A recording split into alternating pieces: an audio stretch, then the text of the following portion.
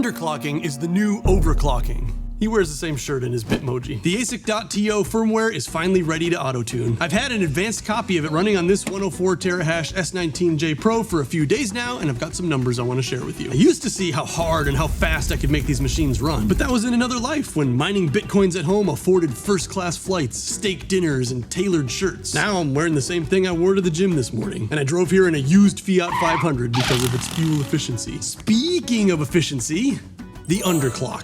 Bitmain released their own underclock a month ago, allowing you to run your machines on less power and at a lower terahash speed, which resulted in more terahashes per watt of power. That's amazing. But what if you wanted to push that even further? With this new version of the ASIC.TO firmware, you can choose just how low you want to go. This isn't really it. This is the card out of my drone. I actually don't know where I put that firmware. It's installed on this one, AM logic board. Totally different thing. Where was I? As low as you want to go. And once you've made the choice of how low you want to go, the firmware will get to work optimizing your particular board for that speed power combo. The reason why auto-tuning is a thing, and the reason why it's necessary for this type of machine specifically, comes down to a term people call the silicone lottery. Basically, to simplify, in a nutshell, when a company stamps out computer chips onto a huge wafer, microscopic inconsistencies in the material will be present. We're talking down to the atomic scale. An extra micron or two of wafer material will mean the difference between a chip that can pump out 500 megahertz at 12.4 volts before causing errors, or one that can squeeze up to 525 megahertz at the same 12.4 volts. I'm pulling all of these numbers out of the air and I'm probably off by some order of magnitude, but this is the gist. And since an S19J Pro is comprised of hundreds of these chips, those tiny differences in the possible maximum performance of your particular machine is kind of up to chance. Hundreds of chips in here. Each chip in here will have an ever so slightly different ability to run a certain way. When you're using the Bitmain stock firmware, they play it safe. They keep all the voltage settings for the whole board the same and within a safe range for all chips, so that your machine definitely won't be spitting out errors or overheating with the stock fans or sucking up more power than advertised. But we don't care about safety. We're hacking the system. We're looking under the hood and seeing how we can force more air into the engine and get more horsepower out of the same cylinder bore. I mean, shit, these things only cost as much as a nice sound system now rather than a reasonably priced used car like they used to. So once we start it up into this new firmware and we choose a preset, it will carefully dial up one chipset at a time until it starts to fail, meticulously going through the boards 3 chips at a time and just testing voltage, cranking up the voltage a little bit, cranking down the voltage a little bit, cranking up the megahertz a little bit, and it'll push the ones with a stronger genetic ability to work harder, like airborne school. This same principle and this same firmware works to overclock a machine just like it does to underclock it. Also, once you've chosen a preset speed and power to have your machine run at, and then it's gone through its auto-tune process, which takes anywhere from 4 to 8 hours for it to do its thing, the firmware will remember what it's learned. So if you switch from one setting to another and then back to the first one again, you don't have to go back through the auto-tune process. It won't have to re-auto-tune each time. Also, this is the first time I've ever spoken the phrase re-auto-tune on the internet. So let's install this thing and run it and see what happens. Oh, and also the secret hacker guy who I routinely grant access to control of my computer in the middle of the night while going through the research for this project, don't try that at home, says that with larger customers, they do have a way to install this onto the AM logic boards. And to prove that, he installed this onto my AM logic board remotely from, I think, like the Northeast.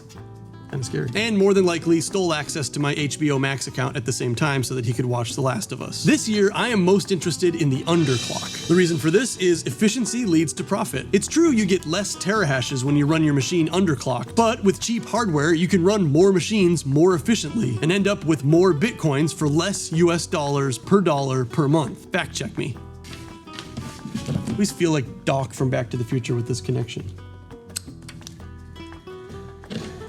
So first I'm trying out the just a little lower than stock option of 96 terahash preset. My warehouse power is currently at 203 volts.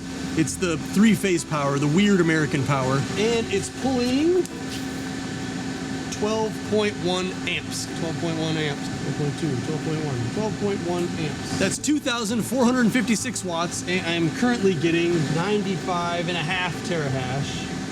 And I'm currently getting 95.5 terahash, which is 25.71 watts per terahash. Better than stock, but we can do better than that. I'm gonna put it on the lowest setting, see where it goes. Go over to mining, go to performance.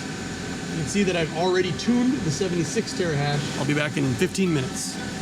Now, we're currently hashing at 76 terahash, 8.6 amps off the line. So we're running at 76 terahash, we're pulling 8.6 amps off the line. 203 volts times 8.6 amps. We're using 1,745 watts to get 76 terahash. This machine is now running at 22.9, but 22 watts per terahash. 22.9 watts per terahash. We'll call it 23 watts per terahash, which means we're using about 1,745 watts to get these 76 terahash per second. I'm using this big efficient fan, and because of the cooler weather, I have it set all the way down to 3 out of 10, so this thing's only pulling like 40 watts. What a joy. So the calculation works out to 1,785 watts divided by 76 terahash, which is 23.4 watts per terahash. Running the numbers for a stock S19J Pro, just the way it comes when you buy it, 3,068 watts for a 104 terahash machine puts you at about 29.5 watts per terahash, which means that this same machine running stock will use 6.1 extra watts for every terahash. For every 100 terahash, that's 610 extra watts for the same Bitcoins. 610 watts is enough to run 3 overclocked 3080 GPUs, so you could fund all of your bad ideas of GPU speculating for free, for no power loss, just by installing a firmware. This number is significant because it's just about the same efficiency as the newer 140 terahash S19 XP machines, which means, and stay with me here, for every 2 S19J Pros you own, you can install this and they essentially become one S19 XP. You might think, well, why would I want to exchange 200 terahash for 150 terahash? Well, because you're mining at home and you lose money by mining the 200 terahash. And you pretty much break even at 150 terahash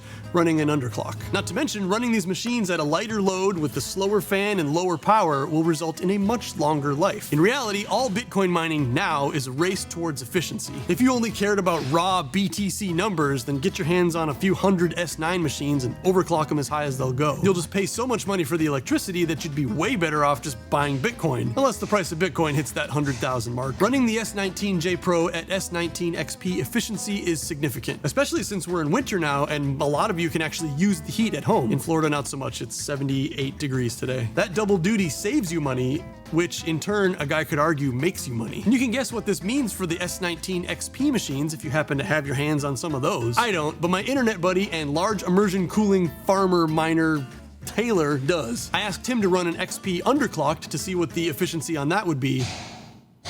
Can you hear that? My neighbors are just banging on metal. And he managed to shove that machine down to 19 watts per terahash. Personally, I thought it would go lower since the stock on that machine is already like 40% more efficient than these. So I'm guessing future updates of this firmware will allow better performance from those machines. Mark. But for now, for the S19J Pros, this makes a ton of sense. It makes mining at home profitable all the way up to a 13 cents per kilowatt hour power price. Looking at you, Arizona. To get this overclock, I have links in the description of where to find it. And if you've never installed this particular firmware before, make sure to follow the instructions on this video, because you have to flash an SD card rather than simply copy files onto an SD card, and the whole process is odd. Editor's note here, 2 things. 1, I'm on a beta version of this firmware. The results will be even better on a more mature release. And also, they're not quite ready to make the auto-tuning version of this available to the public yet. They need a couple more weeks to conceal their secrets in the code, so the competition has a harder time figuring out what they've done with it. But follow the link in the description below to install the most recent version of the ASIC.to firmware. You will need to flash your SD card with Balena Etcher. I have instructions on how to do this on this other video. Using this version will help support my channel because I get a tiny fraction of a percent of the royalty hash rate. Follow me here or on Twitter for when the final release of this firmware is ready. And thank you. No, thank you. Yeah. Also, for reasons I still don't understand, when you install firmware onto an S19J Pro with a micro SD card, it has to be a small micro SD card. It has to be like 8 gigabytes. So I have links of where to buy those down here too. These guys won't quit. I'm just gonna let it happen. But these are only like $8. This isn't even one of those. The ones that are 8 gigabytes are only like $8. If and when the price of Bitcoin goes back up, then we can start talking about burning these things at both ends once again with the overclocks. But in reality, and especially while hardware prices are extremely low, if you want to buy Bitcoin miners, I have a safe place, link in the description and in the pinned comment. Musk miners, tell them I sent you. It makes the most sense to buy lots of machines right now, run them all underclocked to the lowest speed with the lowest power settings possible, and profit. I'm getting a video call from my wife. Or does it make more sense to burn money, overclock everything that you have as fast as it will go, and race towards the Bitcoin halving? Math is hard. I don't know. You know what? You should take yourself out to a really nice, like really hearty lunch today. Go get that Five Guys. You can totally make up for it later by snacking less or going for a really long walk with your girlfriend or boyfriend or dog or by yourself. And don't forget, Andy says Bitcoin is going to be at 6 figures by 2025, and Andy has never lied to any of us. Hello, Andy.